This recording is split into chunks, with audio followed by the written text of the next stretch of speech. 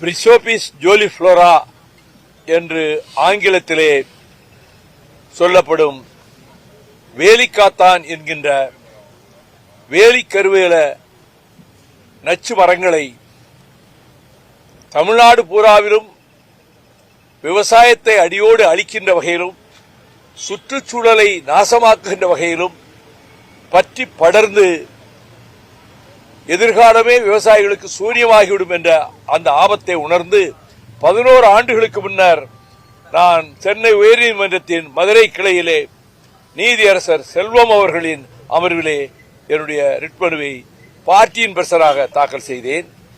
Justice செல்வம் அவர்கள் மிகுந்த அக்கறை எடுத்து இது தமிழ்நாட்டிலிருந்து முற்றிலுமாக அகற்றப்பட வேண்டியது என்று அவர் ஆணை பிறப்பிக்கிற போதே தமிழ்நாட்டில் உள்ள எல்லா மாவட்ட ஆட்சித்தலைவர்களும் நேரடியாக இதில் ஈடுபட வேண்டும், வருவாய்த்துறை அதிகாரிகளை ஈடுபடுத்தி அதே போல எல்லா ஜுடிஷியல் ஆபீசர்ஸ் நீதியரசர்கள் நீதித்துறையில் உள்ளவர்கள் போய் மேற்பார்வை செய்ய வேண்டும், கண்காணிக்க வேண்டும் என்று சொன்னதோடு நீங்களே நேரடியாக உங்கள் கட்சியினுடைய தோழர்களை அழைத்துக் கொண்டு பொதுமக்களை அழைத்துக் கொண்டு நேரடியாக நீங்கள் ஈடுபட்டால் மற்றவர்களுக்கு அது ஊக்கமளிக்கும் என்றார். அதுபோல 9 மாவட்டங்களில் காலை 7 முதல் இரவு 7 மணி வரையிலும் கடப்பாறை ரம்பம் அதை வேரோடு கிள்ளி எறிவதற்கு தேவையான சாதனங்கள் அவற்றை வைத்துக் கொண்டு நான் ஈடுபட்டேன். கொளுத்தும் வெயிலும் கூட ஈடுபட்டேன். மிகவும் அதை வரவேற்றார். திரும்ப நான் நீதிமன்றத்துக்கு வந்தபோது பிறகு ஐடிஐ எங்க கவர்னர் மாளிகை சுத்தி இருக்க இடத்துல இருக்க மான்கள்லாம் இது வேலி சீமக்கர்களை அகற்றிட்டா மான்கள்லாம் உயிரோடு இருக்க முடியாது என்று அறிவுக்கு பொருத்தமில்லாத வாதத்தை வைத்து ஒரு ஸ்டே வாங்கினாங்க. பிறகு அந்த ஸ்டே உடைச்சிட்டோம். சீஃப் ஜஸ்டிஸ் பெஞ்சுக்கே வந்துச்சு. நான் தொடர்ந்து எல்லா அமர்வுகளையும் கலந்துகிட்டேன். இப்ப கடைசியாக நீதியரசர் சதீஷ்குமார் நீதியரசர் பரத சக்கரவர்த்தி அவர்கள் அமர்வில் வந்தது. கடந்த முறை ஏற்கனவே போடப்பட உத்தேசித்துள்ள ஆணைகளோடு என்னென்ன திட்டங்களை எல்லாம் அதை செயல்படுத்த வேண்டும் என்று சஜஷன்ஸ் என்னுடைய ஆலோசனைகளை கொடுத்தேன். இன்றைக்கு நீதியரசர்கள் உங்கள் ஆலோசனைகள் அனைத்தும் ஏற்றுக்கொள்ளப்பட்டு இன்கார்பரேட் செய்யப்பட்டு விட்டது இந்த தீர்ப்பிலே என்று சொன்னார். அந்த முழு ஆணையும் கைக்கு வர இருக்கிறது. நான் அவரிடம் சொன்னேன், மொத்த தமிழ்நாடும் நீதியரசர்களே உங்களுக்கு நன்றி கடன் பட்டிருக்கிறது, தமிழ்நாட்டு மக்கள் உங்களுக்கு நன்றி கடன் பட்டிருக்கிறார்கள். ஐ myself will involve in this என்றவர் என்னால் முடிந்த அளவுக்கு என்னோடு பலரையும் திரட்டிக் கொண்டு கிராமங்களுக்கு போய் இதை அகற்ற வேண்டும், அதில் ஈடுபடுவேன் என்று சொல்லியிருக்கிறேன். கேரளாவை நம்ம ஒரு எக்ஸாம்பிளா பின்பற்றலாம். அங்க சீமக்கருவில் எங்கேயும் பார்க்க முடியாது. முளைக்கும் போதே தூர்ல இருந்து வேர்ல இருந்து எடுத்து பிடிங்கி போட்டுருவாங்க அந்த ஸ்டேட். அதனால ஆறுகள் நதிகள் தண்ணீர் வெள்ளமா ஓடுறது மட்டுமில்ல, இத உள்ளே அவங்க பிரவேசிக்க விடல. ஆனா இங்க 60ல கொண்டு வந்து இது விறகுக்கு பயன்படும் விதைச்சு, இப்ப யாரு விறகுக்கு பயன்படுத்த கிடையாது எந்த வீட்லயும்.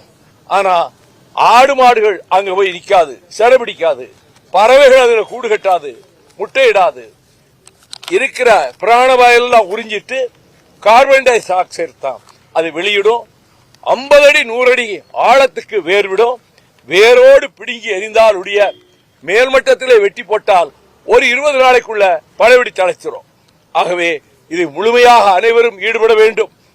இதுல கட்சி எல்லாம் ஒண்ணும் கிடையாது.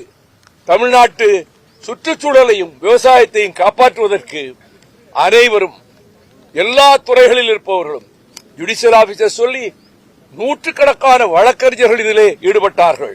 இதை அகற்றுகிற பணியில் எல்லா மாவட்டங்களிலும். அதுபோல மீண்டும் ஒரு போர்க்கால நடவடிக்கையாக இதிலே தங்களை ஈடுபடுத்திக் கொள்ள அனைத்து தரப்பினரும், குறிப்பாக விவசாய பெருமக்களும் விவசாய தொழிலாளர்களும் தொழிலாளர் வர்க்கமும் தமிழ்நாடு பூராவிலும் இந்த வேலிக்கருவிலை அகற்றுவதற்கான அந்த தேவையான பணியில் தங்களை ஈடுபடுத்திக் கொள்ள வேண்டும் என்று தொலைக்காட்சி ஊடக நண்பர்கள், செய்தியாளர்கள், என்னுடைய அருமை நண்பர்கள் மூலமாக தமிழ்நாட்டு மக்களுக்கு, இதில் அரசியல் கிடையாது, ஜாதி மதம் கட்சி எதுவும் கிடையாது, இந்த செந்தமிழ்நாட்டின் எதிர்காலத்தை பாதுகாப்பதற்கும் விவசாயத்தை காப்பாற்றுவதற்கும் சுற்றுச்சூழலை பாதுகாப்பதற்கும் இந்த நீதியரசர்கள் கொடுத்திருக்கக்கூடிய அந்த யோசனைகளை ஏற்றுக்கொண்டு இதிலே தங்களை முழுமையாக ஈடுபடுத்திக் கொள்ள வேண்டும் என்பதையும் என்னுடைய வேண்டுகோளாக வைக்கிறேன். எனக்கு இது மகிழ்ச்சிக்குரிய நாள். 11 ஆண்டுகளுக்கு முன்பு இதற்காக நான் நீதிமன்றத்துக்கு வந்தேன். இன்றும் அவர்கள் தீர்ப்பளிக்கிற போதும் நான் வர வேண்டும் என்று தான் வந்தேன். அவர்கள் நல்ல மலர்ந்த முகத்தோடு இந்த தீர்ப்பை சொல்வதிலே அவர்கள் அவ்வளவு மகிழ்ச்சி அடைகிறார்கள் என்பதை கண்கூடாக பார்க்க முடிந்தது. இதை ஒரு தொடக்கத்திலே சொல்றது வார் ஃபுட்டிங் இதை செய்ய வேண்டும். தேர்தல் நேரத்திலே ஒருவேளை அதிக நாட்கள் அதுக்கு நான் போக முடியாது. ஆனால் தேர்தல் முடிந்த பின்னரும் நான் என்னை பொறுத்தமட்டில் என் தோழர்கள் ஆங்காங்கு இதில் ஈடுபட செய்துவிட்டு நானே நேரடியாக களத்தில் இறங்கி இந்த பணியில் ஈடுபடுவேன் என்பதையும் நான் தெரிவித்துக் கொள்கிறேன்.